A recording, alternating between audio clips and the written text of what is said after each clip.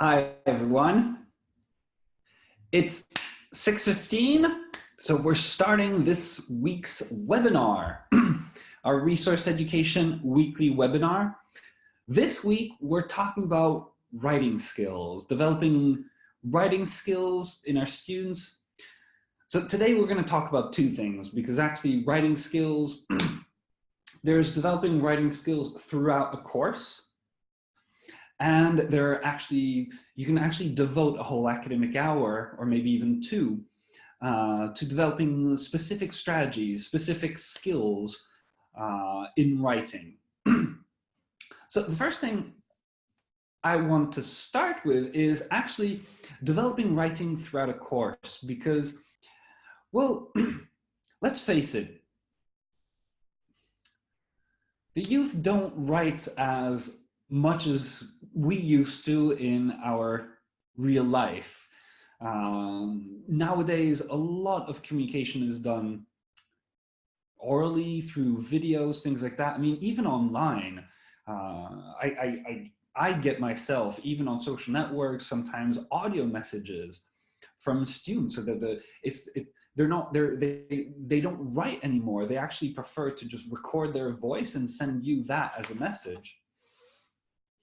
And in general, amongst themselves, they mainly chat. They don't write very long paragraphs, things like that, whether it's in gaming or just chatting on social networks, leaving a comment even on YouTube videos, things like that. I've noticed it never gets really, really long.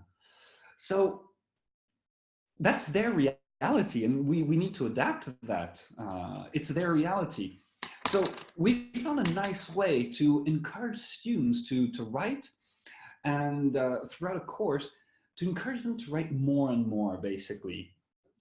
So what I'd like to start with is showing, well, first of all, you see on my website, I've already selected here. Here we have all our skills. So we have business skills, exam preparation, fluency, things like that, functional language, grammar, vocab, pronunciation.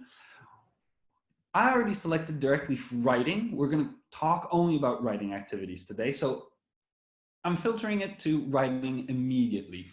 And the first activity I'd like to show you, we're going to look first at activities that are going to encourage our students to write more and more, and that are going to give them flexibility. So I'd like to start with mind readers, basically, because this is pretty simple. It's a nice introduction. It's a nice lead-in to writing. It can be used for speaking as well. The activity is very simple. What are they thinking?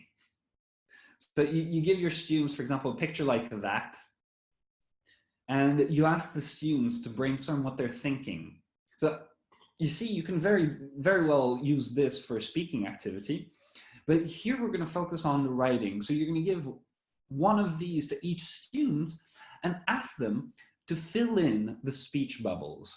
What are they thinking? You can add context. You can tell them, for example, they're waiting in line at the bus stop, or they're waiting for a table at a restaurant, etc.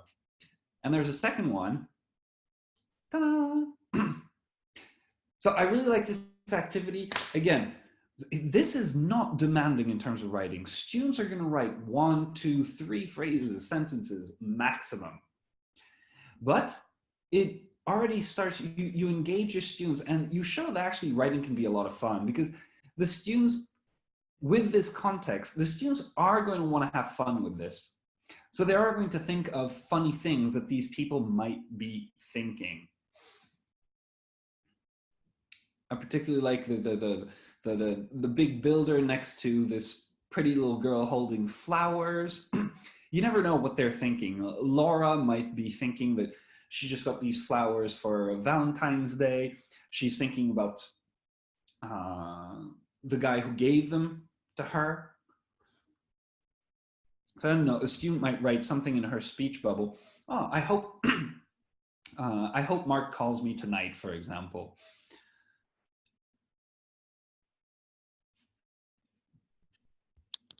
So there we have it. That's starting with mind readers. And you'll see that this is going to build in very well with the next series of writing tasks I want to show you. So let me come back to the materials. And let me show you. So look, if I just press enter, I'm back to all the writing activities. I mean, look, there are 13 pages already. And remember that Tom and I continue developing new activities. We're going to add and add and add activities to this. So coming back to all the writing activities, if you just type in here in the search text, you'll find a whole series of text messaging activities. These are loads of fun. This is taking the first idea of mind readers a step further, because in the first activity, mind readers, is really a lead in. Now check these out. I'll just open the first one as an example. This is level A2, the first in the series. So as you see in the instruction, this short writing activity gives the teacher an idea of the student's basic writing ability. You're going to put your students in their reality, because that's when they're most likely to write. Students pass the paper back and forth, continuing a conversation in text message form. You're going to give them just a starting point. So here's the first one for A2 level. Do you know Bill? And the students they're not going to speak. They're really going to pass it up and down, back and forth, answering each other's text messages. Do you know Bill? No, who's Bill? Oh, he's our substitute teacher. What, you're kidding? Antoine's sick today? No, Antoine's not sick. He just had something better to do today. What? You're saying you had something better to do? And they continue these text messages back and forth. It's loads of fun. The students have loads of fun with this. I like these in this format because students actually write with a pen and everything. I've heard of teachers. Again, I find this very important always to clarify. It's important to think about. If you want to use these prompts, but actually with real telephones, because you can absolutely do this. Now, first, it depends on the policies of your school. It also depends on the parents. You always want to talk with parents to make sure that they're okay with you knowing the phone numbers of your students. If they're minor, it's very important. And whether you can exchange them within the class. Because I've seen teachers organize, for example, WhatsApp group messages, or I'm saying WhatsApp, I'm not advertising WhatsApp whatsoever, believe me. There are other applications in which you can organize the same kind of thing, but groups for their students, and they'll just use the first prompt. That will, the teacher will start the conversation this way. So, do you know Bill? And the students are going to type really on their phones back and forth in a group and have a short text message activity. You wouldn't believe how engaging this is for the young generation. When they hear writing, the first thing, they associate writing to just boring schoolwork. That's their main association. Of course, there's still writers amongst the young generation, but I think we can all agree that they're less and less. It's not their reality. So if you put them in the context of text messaging, you'll see engaged students. They're not going to hesitate to write back and forth. They're going to have a lot of fun with this. They're going to be creative, and you are going to be able to assess both what work is left to improve their writing skills and what they already know. It's really, really good fun. This is A2 level, for example, okay? We had one starting with, do you know Bill? Do you want pizza for dinner? I have 30 cats.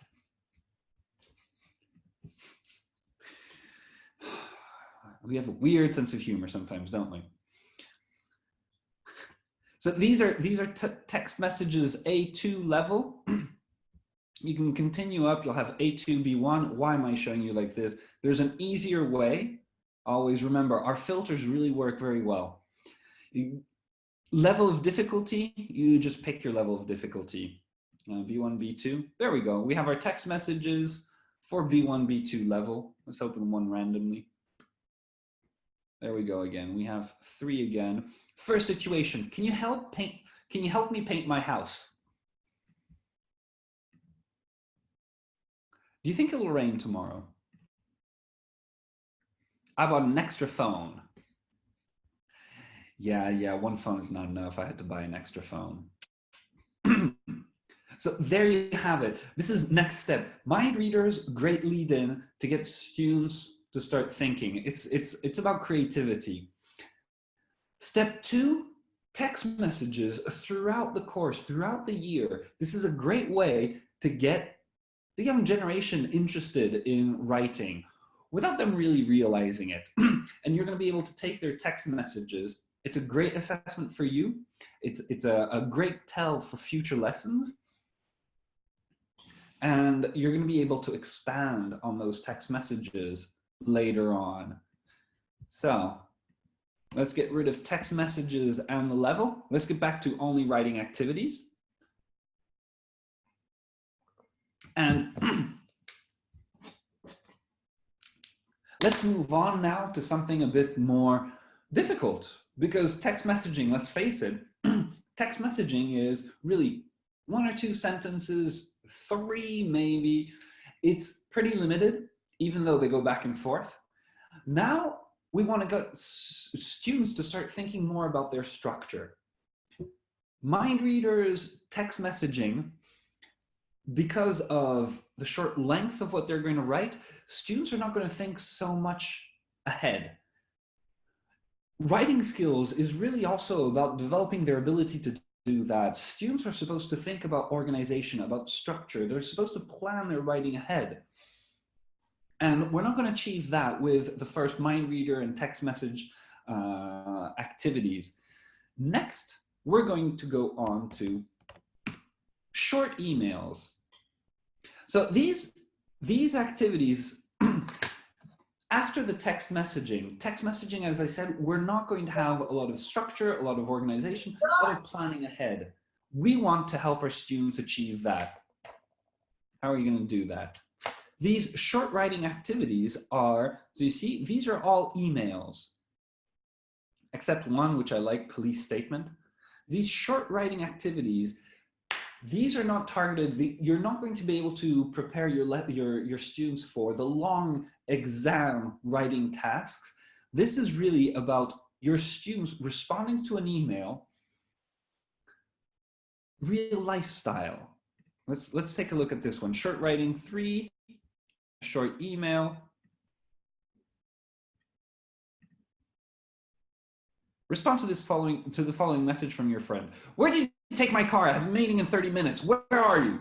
Okay, this is not so much. It's not an email. Why did I click on that one, huh? It's not an email. Short writing, email, B1, B2. There we go. Here we have it. Respond to the following message from your friend. Hey, I haven't seen you for ages. Something like 5 years, right? Too long. What's new in your life? What are you up to? I'm still working for that tech company. I don't mind it, but I'm thinking about leaving and starting my own company. I need more money to do that. So I'm going to wait to do that in a couple of years. Karen, my wife, remember, is good too. We got a cat. His name is Harrison. He's cool. Smiley face. Anyway, looking forward to hearing from you, Jason. I love these short writings, these emails, because you're going to be able to get students thinking about different levels of formality, but also different levels of familiarity. And this should influence their writing style. So text messaging first, you're engaging them in their own style, what they're used to, their reality.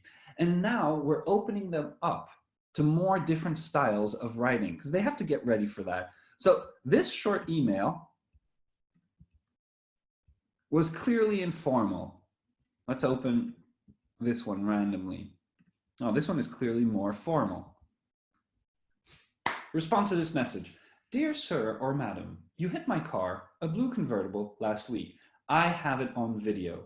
Please write me back so that we can figure out the insurance. Sincerely, Rachel Adamson. Different tone than from the previous message, for sure, for sure. Now, Rachel has a video of me hitting her car, a blue convertible, last week.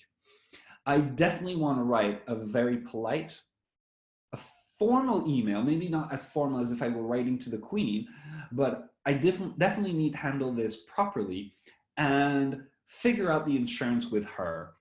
I don't want to anger her. I mean, she's right to be angry. Apparently, I hit her car and I just left. And as you can see, there are a lot of emails, but they're different styles as well. So you see, I opened this one first. It's not written email. I like the police statement. And this is C1, C2 level, but still good writing activity. Respond to this message. Please write where you were and what you did on the night of Mr. Hansom's murder. This statement will be included in official court documents.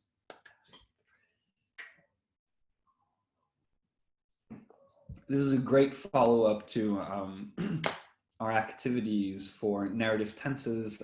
We have criminal origin stories and things like that. I highly recommend it. So there you have it.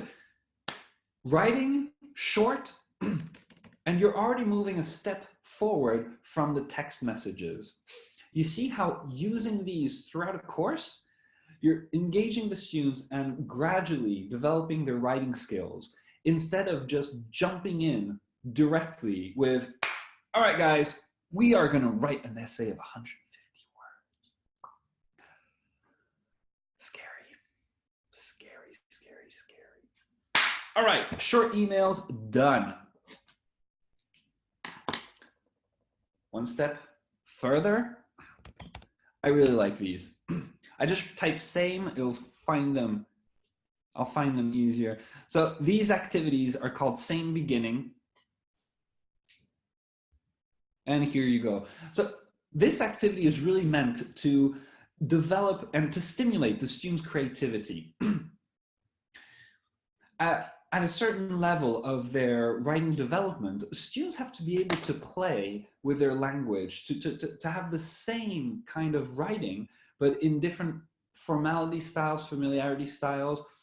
And they should be able also to write the same, to answer the same question in different ways. So same beginning is loads of fun. Students should write 2 different stories for the one beginning. Here we go. They ran towards each other at full speed. Oh, well, that's great. Story 1 and story 2. So already here, they ran towards each other at full speed. It gives students a clear context, and at the same time, there are a lot of different possible outcomes. Off the top of my head, story 1, story 2. Story 1 could be a love story. They ran towards each other at full speed because they had missed each other so much, and the moment they saw each other, they just couldn't wait. They just ran at each other at full speed. Story 2 could actually be kind of a thriller or something like that. They ran towards each other at full speed. You know, it might be two enemies, a superhero and a supervillain. There's a lot you can do with just this one sentence.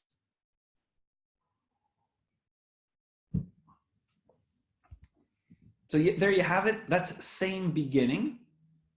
Let's open another one randomly. Number 4. It was a cold day, but I wasn't paying attention to that. Again, a clear context. It's a cold day, but the hero's not paying attention to that. He's distracted by something. Again, it can be a good thing. It can be a bad thing. Coming back to our story 1, if we continue along the lines of love and romance, it was a cold day, but I wasn't paying attention to that. Well, I would say, okay, that was bad acting. It was a cold day, but I wasn't paying attention to that. I was running forwards. I was going on my dates, whatever. I was filled with excitement. I was wondering whether she would accept my proposal, things like that. There's a lot you can do here on a positive note. Story 2, negative note. Again, it's the same thing. It was a cold day, but I really wasn't paying any attention to that. I mean, I was going to my exam and I was so nervous. I just found out about the exam the night before. Honestly, I usually pay attention. I was sure I was aware of everything that was going on at university, except for that one exam. Blah, blah, blah, blah.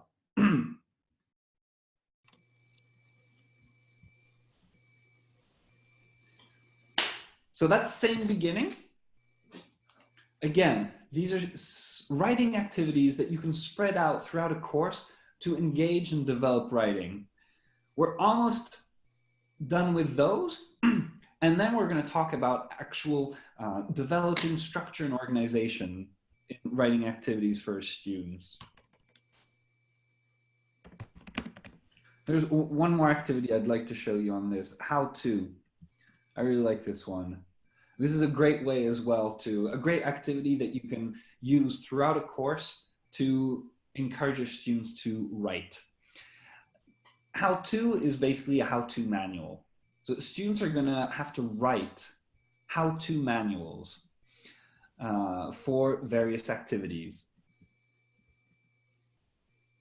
I can't see. There we go. What's going on? I can't.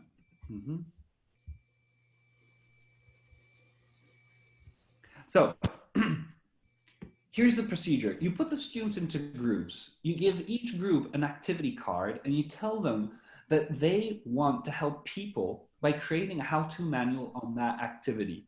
You can tell them, for example, it will be posted online. You give the students 2-3 item cards. Now, these items are going to have to be included in the description of the how-to activity. Students work in their groups to develop a step-by-step guide on how to do the activity, and then students present their guides to the class. Again, this can be the writing part can be done for homework, for example.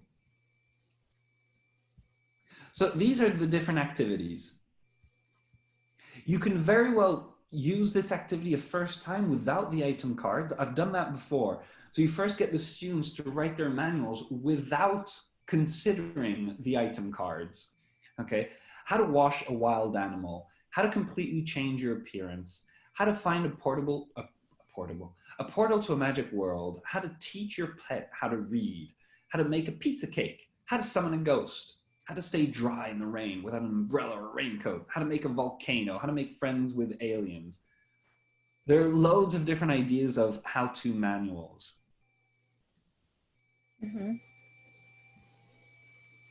And so to add to the creativity, you can cut these out into cards and students pick 2 or 3 and they have to include these items in their how-to manual. So that's another series of writing activities that I wanted to introduce. Again, you can use these throughout your course. I highly recommend start with text messaging. Text messaging is really an easy way to engage the young generation into writing. And then you expand to emails and the how-to activity.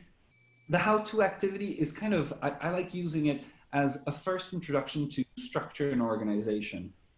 Finally, in those writing activities, students are going to need to consider what they're writing about. All right. Now let's move on to an actual lesson, an academic hour or two devoted to helping our students structure, organize their writing.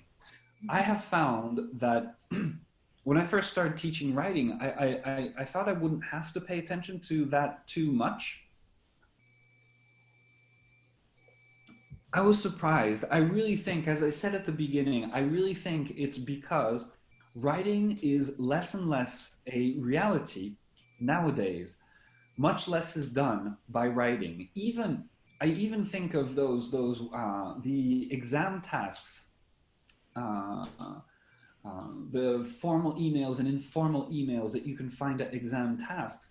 even those I found that nowadays, a lot of them are not carried out that way anymore. We have applications, direct links. They're very often you'll find email tasks, for example, responding to an ad in the paper. Even if you change it to an internet ad, people are more likely to call nowadays, or there's probably on the website nowadays, there's probably a chat. You've seen those pop-up chats that open up where you have an agent that is already writing to you and telling you, hey, I'm ready here. I'll answer any of your questions. This is modern reality. I tend, you know that, I still tend to write a lot. I'm from the older generation. You get all my invitations to the webinars by email, and you've seen how long an email I can write. I love it. So, we'll see. The first thing you want to do for a lesson to help your students develop their writing skills, you want to open this. Writing skills and the pyramid of I'm right. Tom made great videos to support you on that, to show you how it works. The pyramid of I'm right is very, very important. It's the most basic structure for writing, for argumentation, for debating. It's effective writing at its best. The idea of the pyramid of I'm right is that there's a main message to your writing, to your email, to your essay, whatever it is. There's a main message, and everything should point towards that message that is in the intro and repeated in the conclusion. Now, to do that, you notice that I put my message here, and then I said everything needs to point to it. That doesn't look very organized either, does it, when I do this? I actually do this for the brainstorming session. What I'll do with my students, I'll ask them, whatever the topic is, whatever the debates, whatever we're talking about, I'll ask them a question and we need a common group answer. So if you've done my courses, I'm not going to do again the what is the best cafe in town, because it's Teremok, everybody knows that. A simple question. Come on, give me a simple question that I should debate. Horror films should be banned. Sorry? Horror films should be banned. Foreign films should be banned. Foreign films should be banned. Horror films. Ah, horror films. Yep. I kind of preferred the foreign films should be banned because I like playing devil's advocate and I would have a lot of fun with that. But okay, let's be politically correct. Horror films should be banned.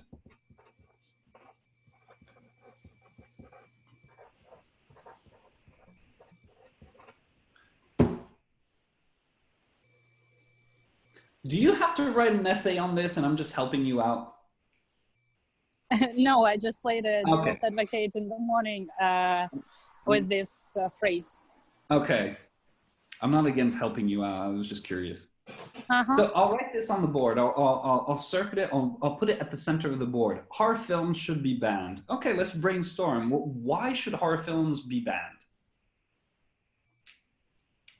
I don't know, because I was on the other side. Well, they should be banned because they affect our mental health in a bad way, because they are dire and tedious. Okay, and mental health. Kids can find them easily on the internet, and their childhood will be over very soon. Okay, like you're already going too far. Right now we need to brainstorm just simple reasons why they should be banned. So you're already going into your argumentation. They affect mental health. They're scary. Any other reasons? Why should horror films be banned? Because they're about violence and it affects their society as well. They can be very violent. You're absolutely right. They can be very bloody.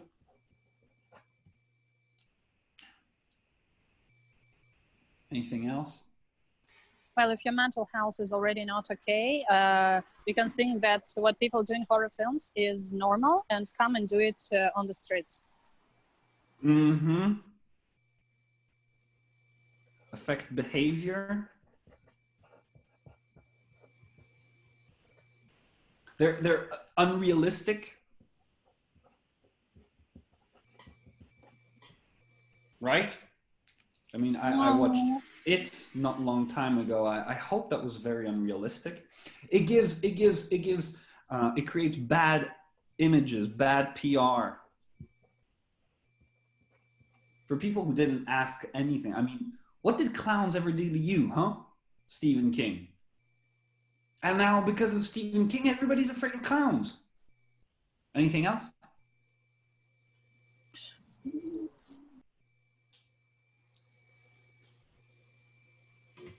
All right, well, I would write down the ideas on the board as students are giving them.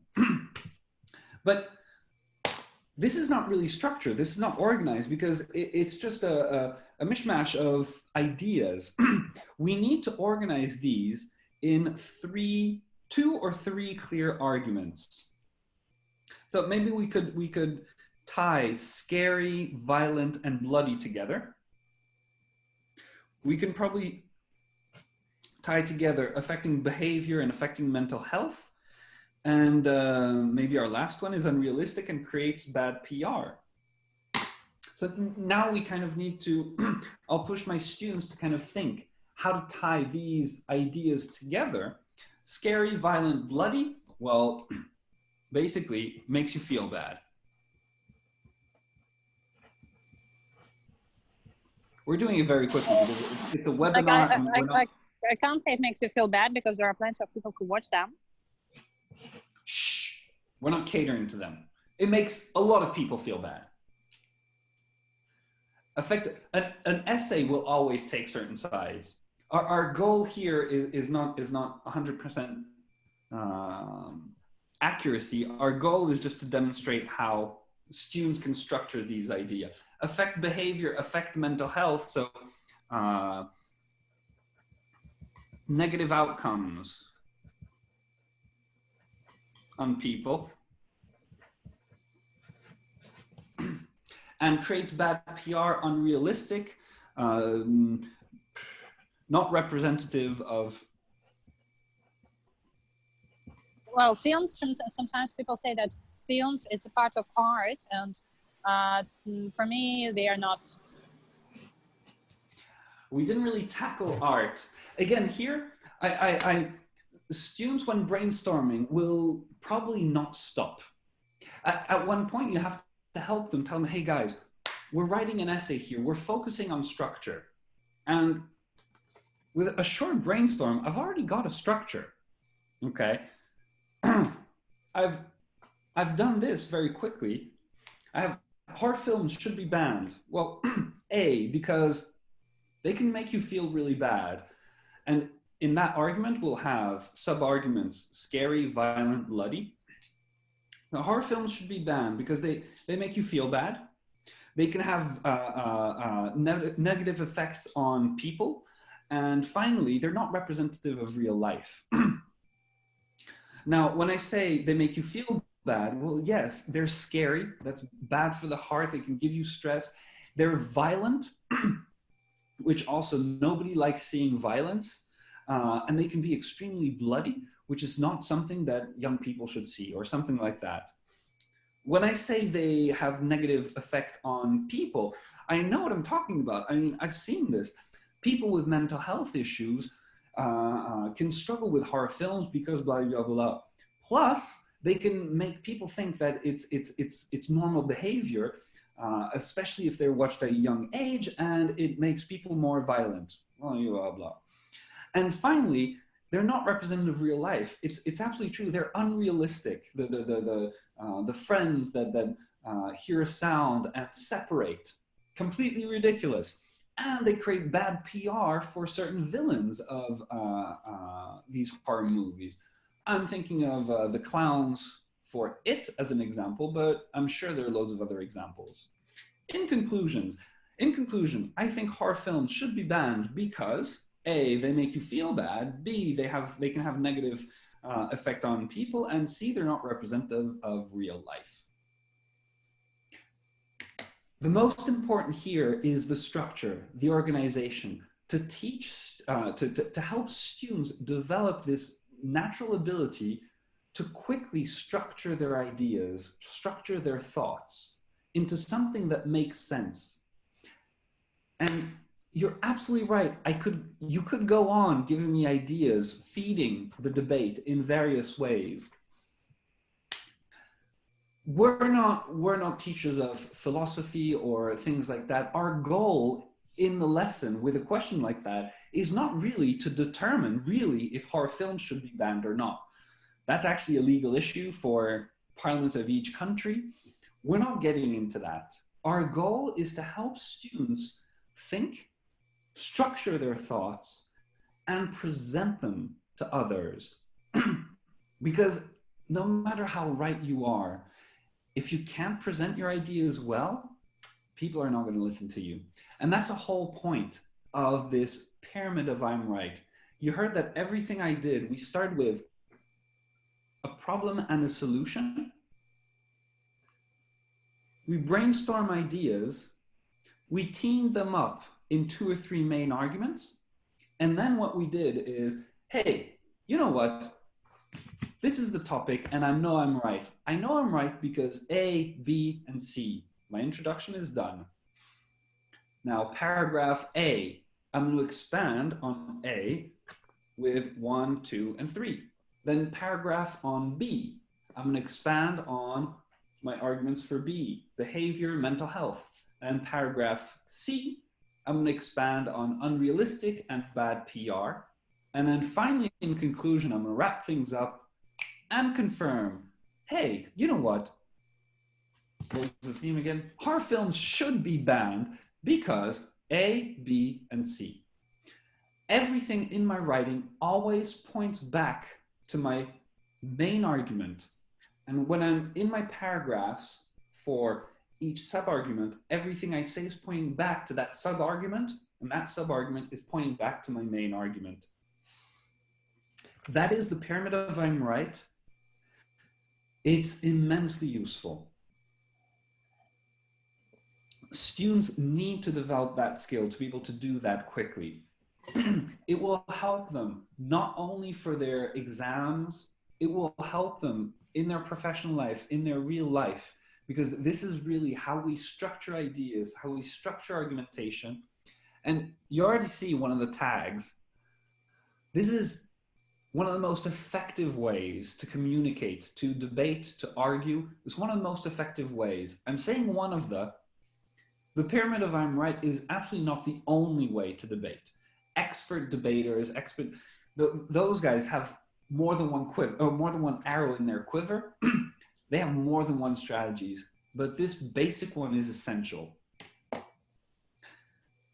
So let's move on to look at different activities to practice all this. But first things first, you can always just click on the tag effective writing. Oh, I had pyramid here, so let me erase pyramid.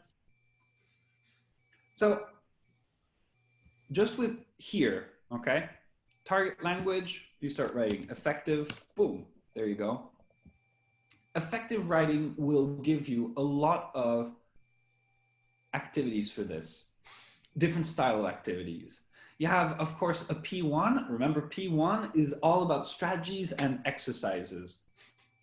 So here it's battling for context. And then you have a lot of production type activities where students are going to write. Here we have letter of recommendation style. Letter of recommendation is an important skill. You're not talking to yourself. You're not talking about yourself. You're talking about someone else. And every time we will introduce these activities by making students think about their own goals, the goals of their audience, and any third parties that might be involved.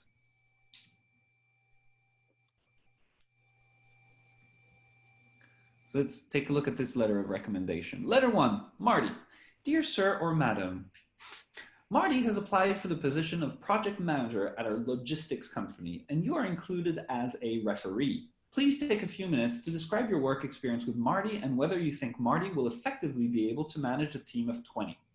Sincerely, Gina. So here, first students write about Marty, and they should write about how, yes, Marty will effectively be able to manage a team of 20. Or if you want to have fun, maybe Marty was a terrible addition to your team and you want to argue that no way he can't. Let's stay on the positive side. Letter 2, Steve. Dear sir or madam, Steve has applied for the position of sales team manager at a food distribution company, and you are included as a referee. Please take a few minutes to describe your work experience with Steve and whether you think Steve will effectively be able to manage a team of 5 to 10 salespeople. So the letter of recommendation, but also you can have fun with resume cover letters, okay?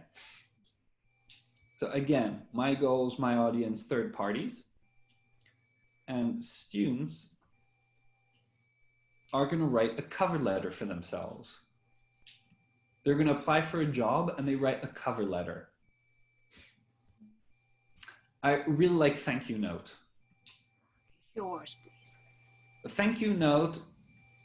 Let me introduce, oh, I'm downloading it now. No, let's just do a preview.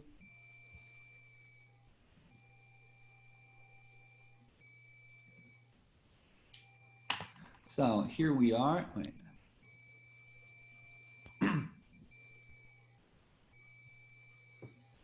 This gives you a good example. Dear Cindy, I want to thank you for taking the time to show me around the office after our interview. It was great to see how your company works. Your enthusiasm for your job was clear. I'm excited about the possibility of working with you. Thanks again, Cindy. I look forward to hearing from you. This is a very natural thank you letter in English, and students are going to play with these. Write a thank you note to your neighbor for taking care of your fish while you were out of town. Write a thank you note to your old roommate for being a good roommate and helping you move. Write a thank you note to your former boss for writing you a letter of recommendation. It ties in with the previous activity. It's fun. Showing you care, another effective writing activity. So for example, here we're comparing apologies and thank you notes.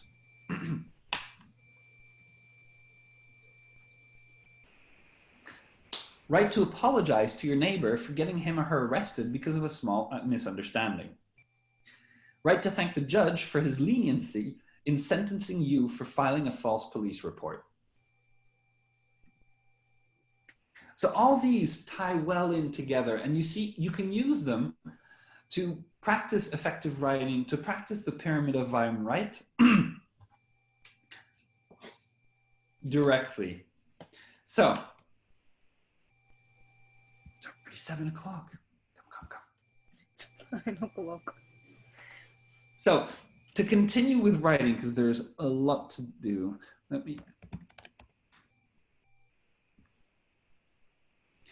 After working on the pyramid of I'm right for a while, you're going to want to add linkers. So here there's a nice chart, linkers for writing, and you have an answer chart that gives you examples. And I really like this, putting the essay in order. This is a great way for students to think about linkers as they write. So here the whole idea is you cut this essay out in different parts, and the students need to put it all in order. You see, the first one is further. It's definitely not the start. Thus, first of all, interesting. For example, the students are going to try to put this together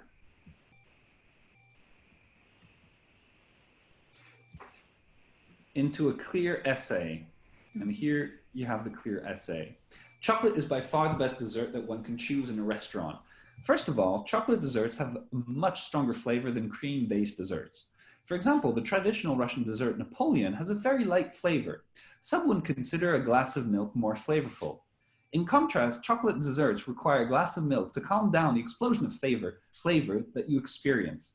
For chocolate desserts, milk is an addition, not a substitute. Further, it is quite easy to make cream-based desserts. Buy some cream and some bread and you're almost done. However, it takes time and effort to make a good chocolate dessert. That means spending energy and time that you don't have making something delicious. Thus, chocolate desserts are a much smarter option when you are in a restaurant.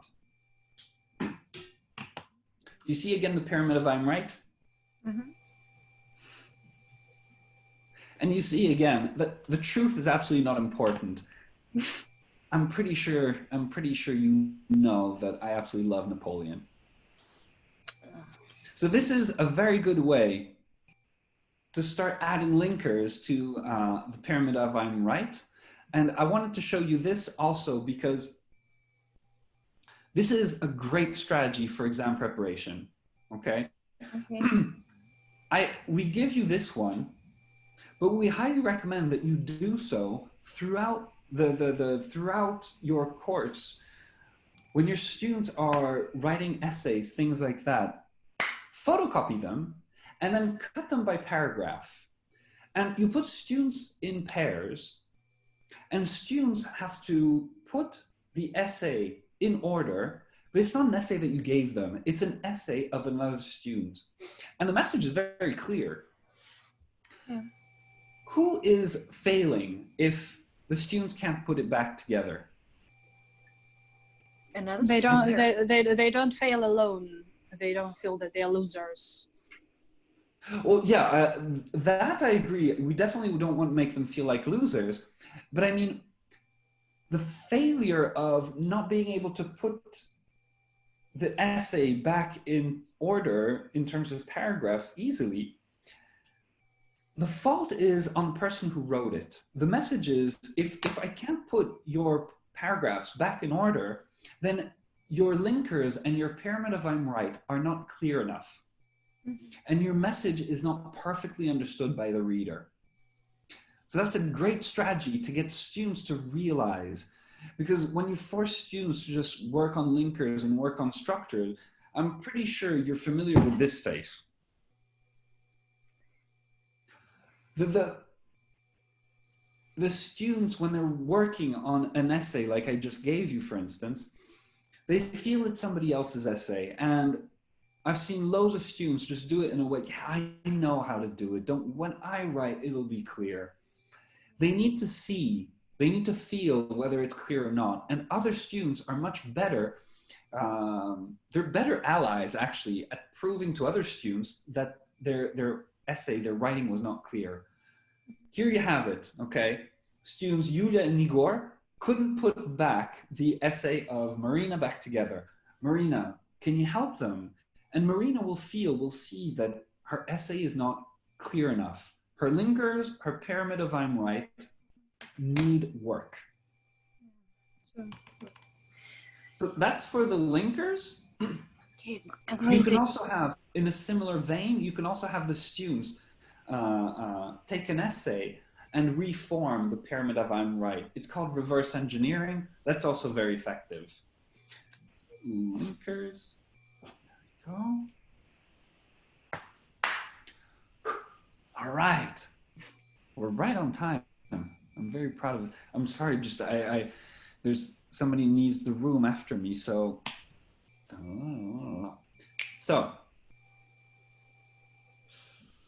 let's get back to writing activities. Oh, there we are. They're first. Okay. Well, you can just click on debate skills, for instance, as well to filter these out. Okay. So I don't know about you, but I sometimes struggle with topics to give my students. Topics that we find online or in textbooks are not always adapted to their reality, to their level, to their frame of mind at that moment. And I also don't want, because we're focusing on structure, You know, when we did the brainstorming of this, for example, I already felt you were already invested in the debate. So even when I had already my ABC, you even continued adding points. Why? Because you're actually invested. You actually said this is a debate you had this morning or something. Something like that. You had this question in the morning or something. So when you're emotionally invested, structure takes less of a role. And they're really, if your students are still in the process of mastering this pyramid of I'm right and the linkers, I highly recommend doing debates that don't emotionally attach the student to the topic. So I really like these two activities. I really love them. I use them with practically all my students that need developing writing skills. Abstract debates. There are loads of ways. You can read the instructions for more details, but it's loads of fun. I go over again the pyramid of I'm right and everything in the instructions. I mainly want to show you this, that these abstract debates are loads of fun because they should remove this emotional link to the topic from the students. So I like abstract topics like just based on colors, okay? Blue or red, numbers, 7 or 11, planets, Jupiter or Saturn. You might find students that actually really care about this, but generally speaking, it shouldn't be that. Left or right, John or James. Completely surprise your students with debates like these, and you might not even want to give them the opportunity to choose, okay? Student A, student B, they switch the card over and, okay, student A, you're sea, student B, you're ocean. Go. They're going to focus and they're going to do something like this again, as we did, but focusing on that, debating that, hey, I mean, the ocean is so much better than the sea, right? It's deeper, it has more, I don't know if actually, I was going to say it has more wildlife, but I'm not sure. I'm not sure about that. Don't listen to me. Again, the truth, it's not really that important. John or James? Okay, you're for John, I'm for James. Okay. John is better for sure. Because? Because remember all the famous people who were named John, they all did so much for our planet. You can call any guy. So you see, in speaking form, it's different. We would ask first to brainstorm ideas for John. So you're saying John, loads of famous people are called John, okay. Anything else? You can call any guy John. John.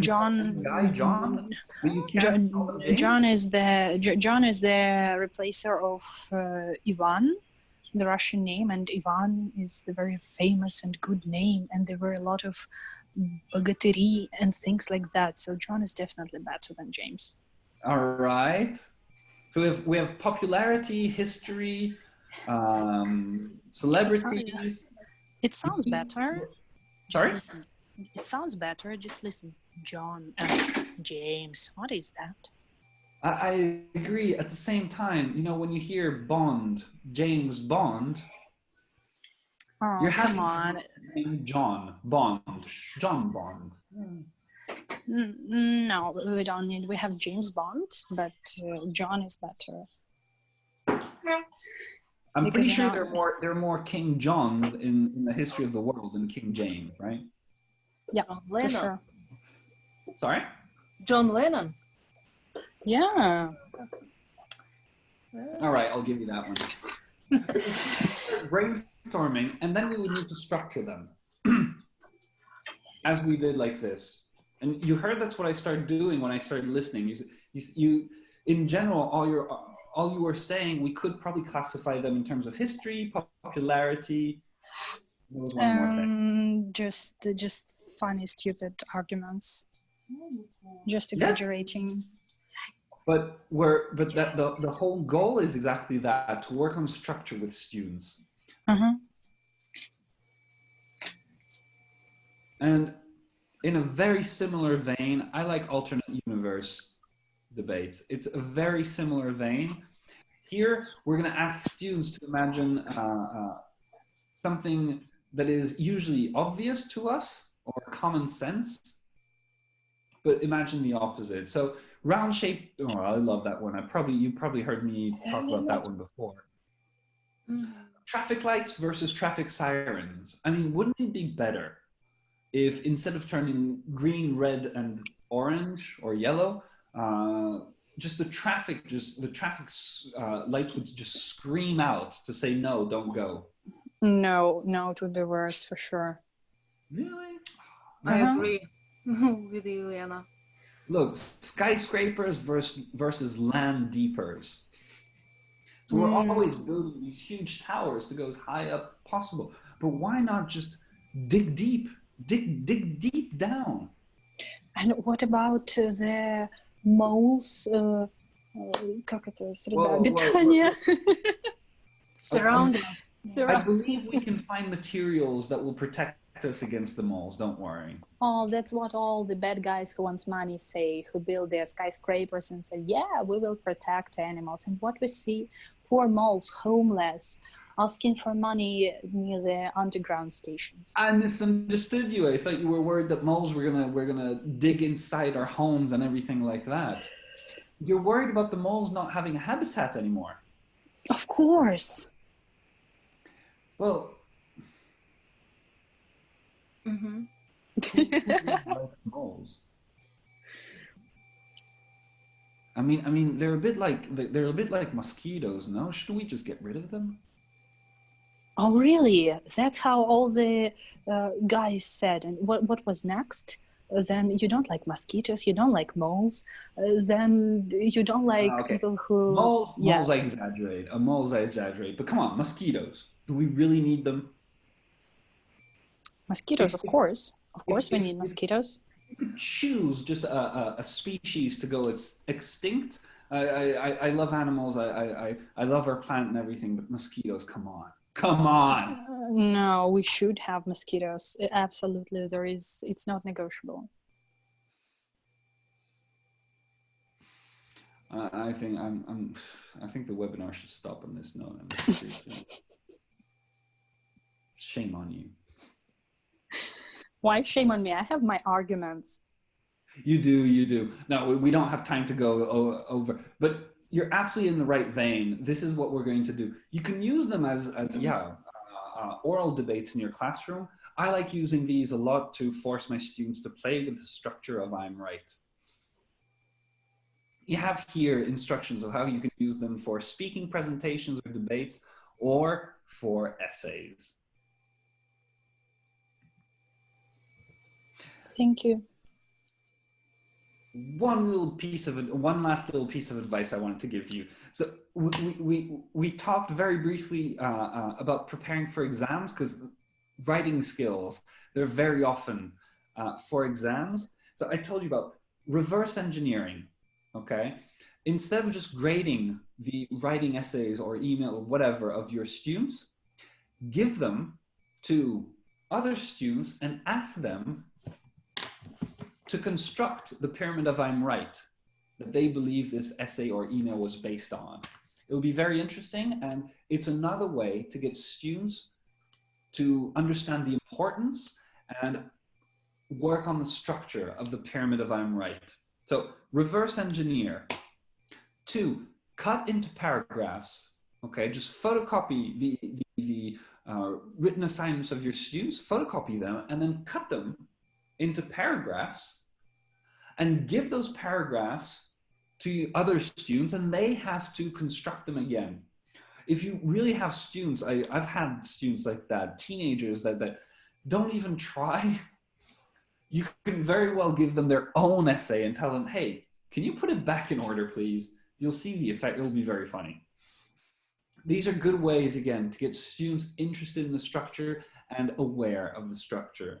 And the last strategy that I love is I will make my students, for any written assignment that they do, if they're not fully mastering the pyramid of I'm right yet, I'm going to make them do these brainstorm sessions and build their pyramid of I'm right every time before they write. What you can do, and this is a way to automate these skills, it's kind of a P2 strategy basically.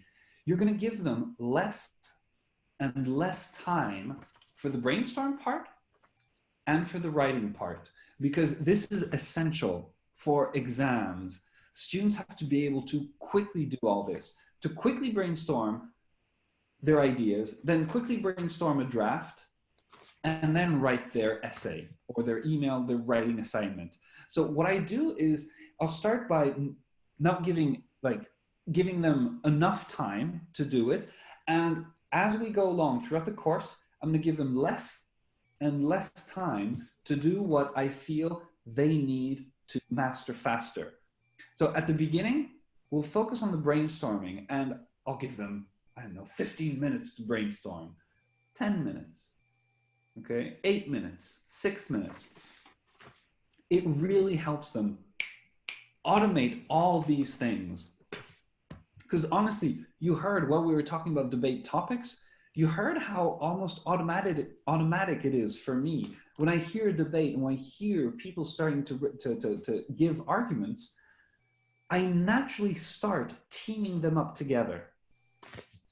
This gives me, this really gives me great advantage in conversations, in writing correspondence, because I'm able to quickly understand the structure in the mind of the person I'm speaking or writing to,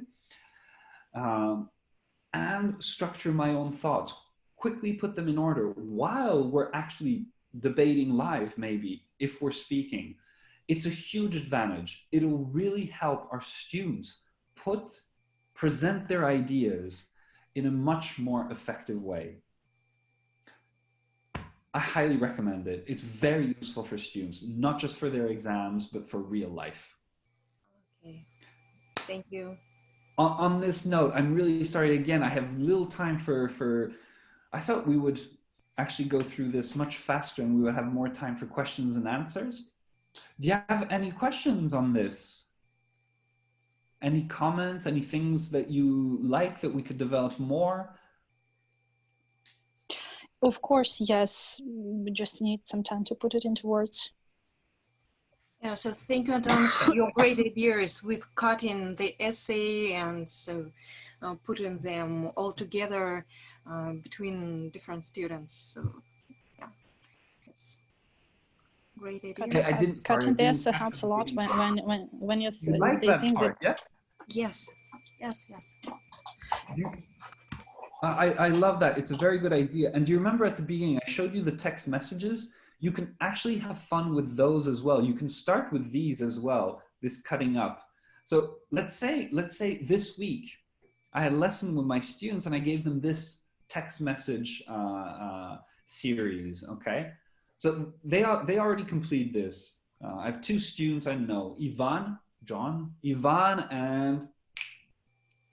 and Yulia together. They wrote this text message saying, I bought 1,000 apples. What, are you crazy? Why did you buy 1,000?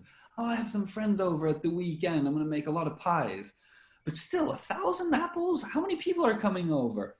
Oh, about 100 friends are coming over. Well, it's good to know as you didn't even invite me. They have a set text message exchange. The following week, again, if I want to work with my students on structure, organization, things like that, I don't especially need to wait for them to think about it, to wait to get to the essays and pyramid if I'm right. I can also come back next week with the same exchange, but I've cut this exchange into different text messages, and I ask them to put back in order either their own conversation that they had last week or the conversations of other students. So we said that this was the conversation of John and Ivan and Yulia, and let's say I cut it out and I give it to my two students, Jena and Olga, for example.